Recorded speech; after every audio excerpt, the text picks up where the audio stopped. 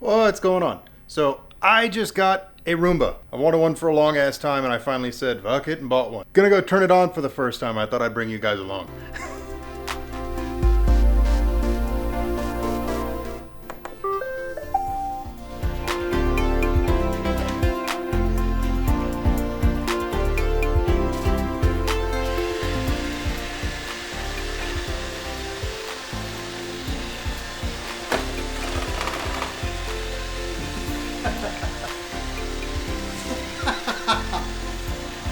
My dogs are gonna be like, nope, fuck this thing.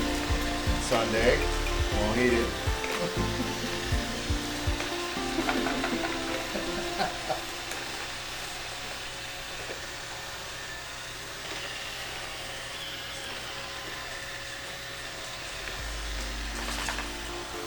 So we got this because we have 6 dogs, and while, none of them shed a whole bunch, like, husky level, when you have 6 dogs, there's going to be hair and dirt and shit that accumulates in the house, and that's just kind of how it goes.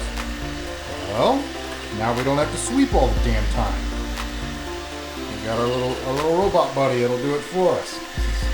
It should be pretty amazing.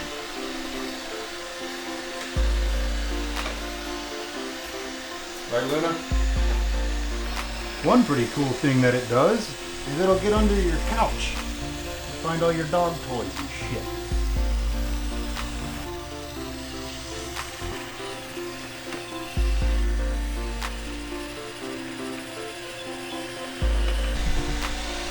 And then you tell it to dock, and it goes right back to its little home. Let's see how much dirt it got. Not too shabby for running all of maybe 15 minutes or so. You can see all the crud in the bottom. Focus, you fuck. Lots of schmoo. Pretty nasty.